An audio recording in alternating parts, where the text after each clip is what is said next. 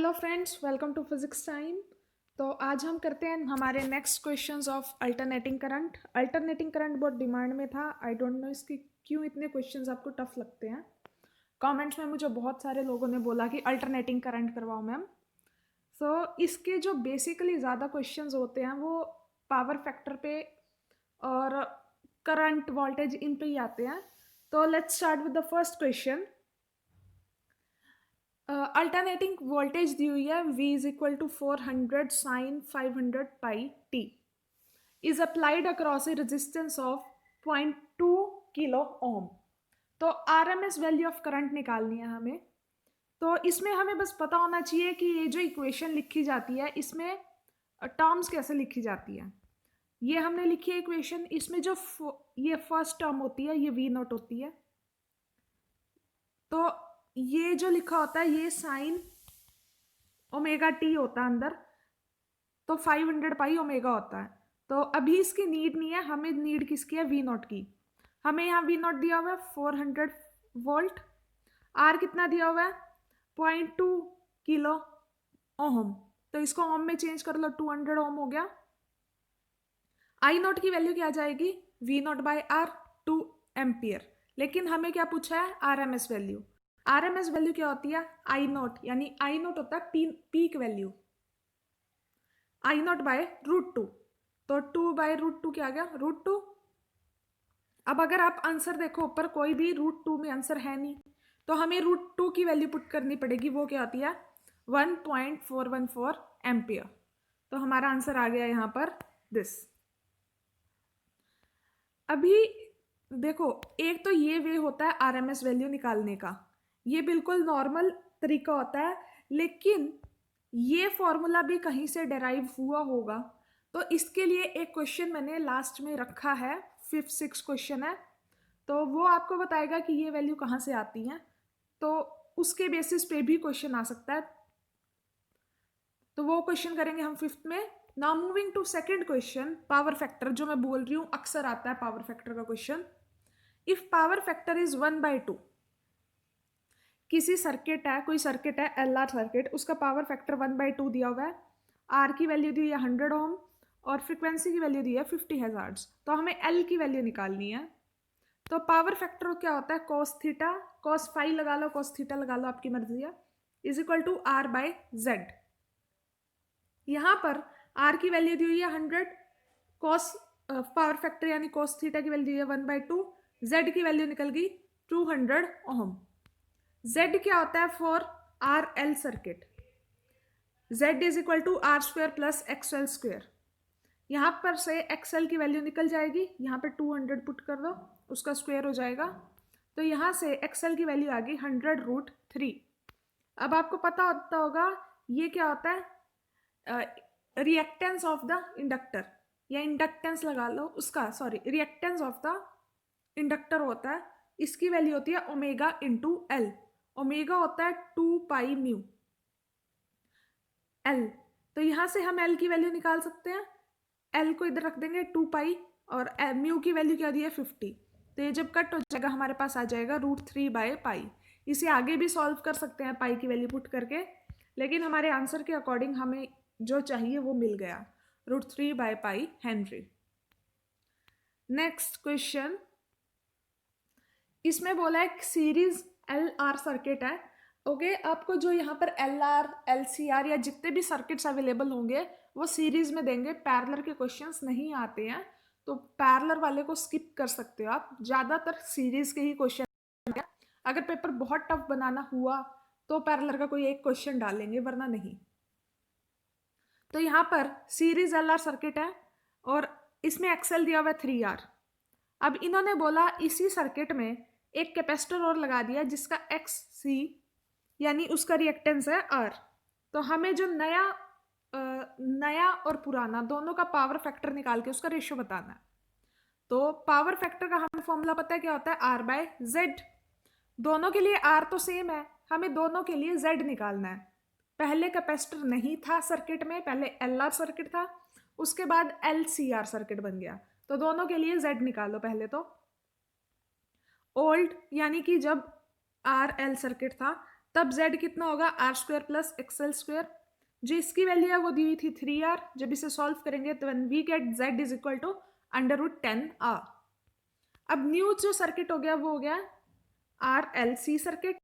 तो इसके लिए z डैश हमारा इम्पिडेंस क्या आ जाएगा R square plus XL minus XC। अंदर ये XC माइनस XL भी हो सकता है डिपेंडिंग कौन सा बड़ा है। तो XL की वैल्यू थी 3r और इसकी वैल्यू क्वेश्चन में दी हुई है r, तो पुट कर देंगे, इसको सॉल्व करेंगे, देन वी गेट √5r। अब जो पावर फैक्टर है ये ओल्ड का है, ये न्यू सर्किट का है।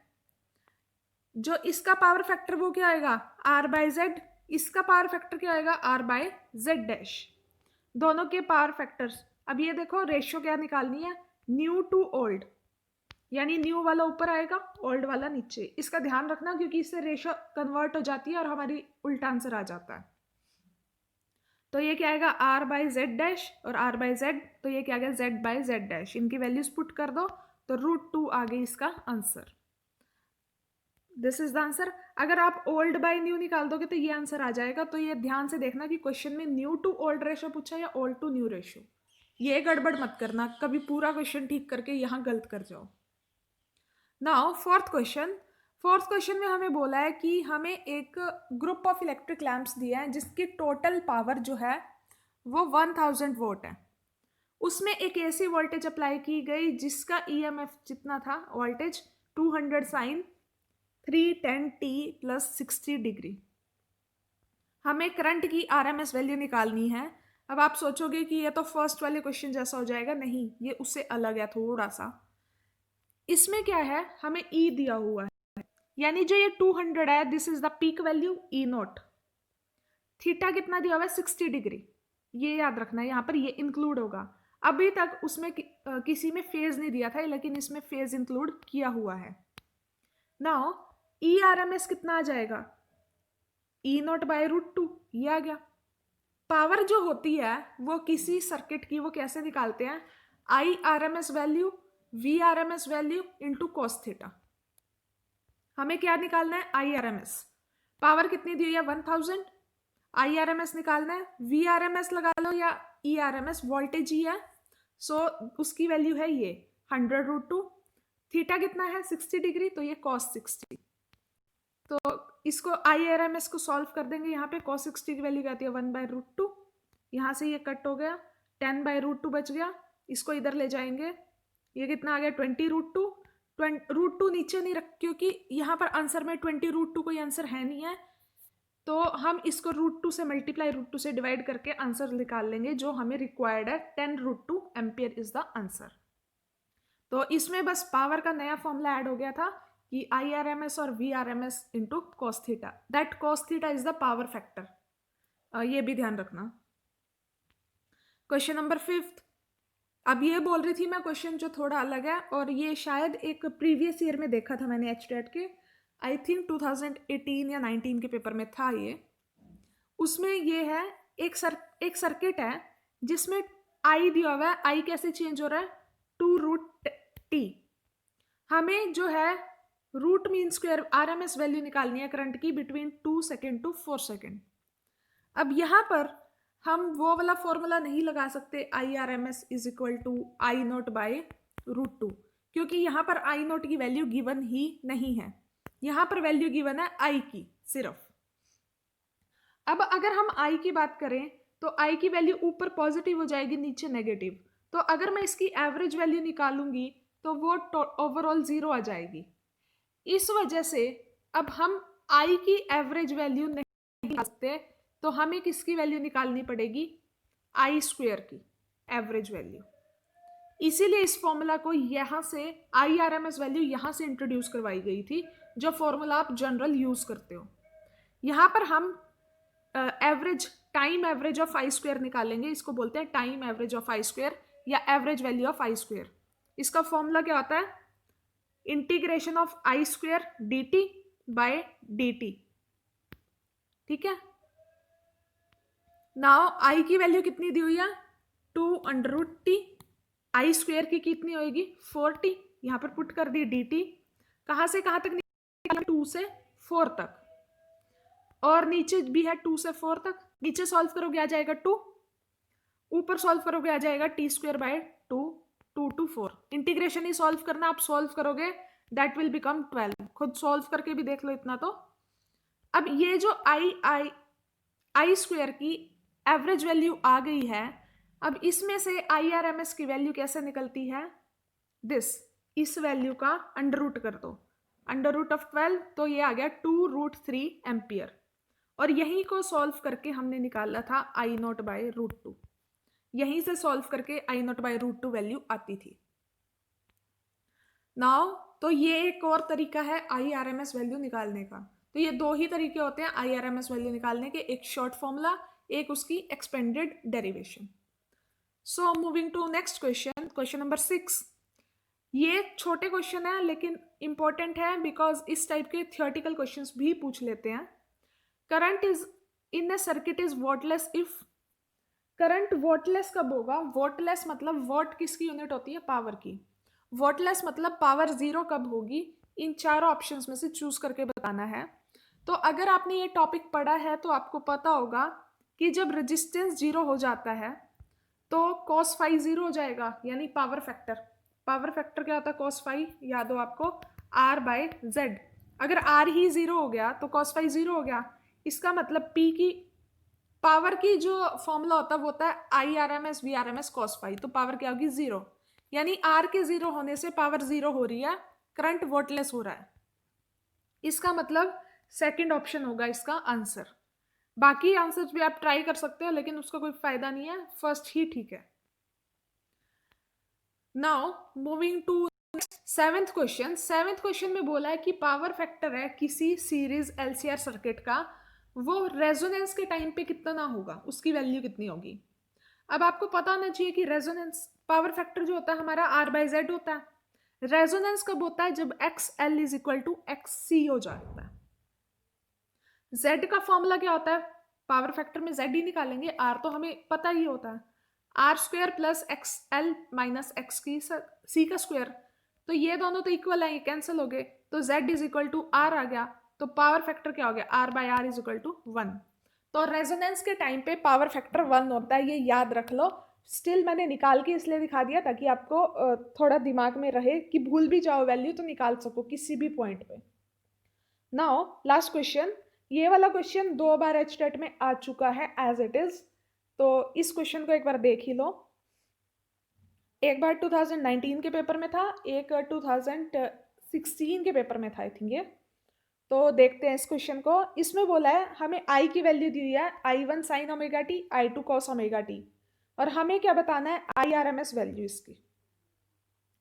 तो यहाँ पर जब इस तरह की इक्वेशंस आती हैं तो आपने इंटरफेरेंस वाले में भी पढ़ा होगा कि ये इक्वेशंस साइन कॉस की फॉर्म में होती हैं। तो यहाँ पर I1 और I2 जो होते हैं वो इस फॉर्म में होते हैं, I cos थीटा और I sin थीटा वाली। यहाँ पे आप इसको लेट करोगे कि I1 = I cos theta, I2 = I sin theta, क्योंकि जब इसके डेरिवेशन सॉल्व करके ये इक्वेशन बनाई गई थी तब ये चीज़ सपोज की गई थी। तो हम इन दोनों का स्क्वायर कर देंगे, ऐड कर देंगे, then we will get this equation. Now आपको पता होना चाहिए IRMS वैल्यू क्या होती है, I/√2, I/√2। तो I की वैल्यू यहाँ से उठाएंगे, √of I1² + I2² एंड /√2। तो ये हो गया हमारा ऑप्शन नंबर सेकंड, ये हो गया आंसर।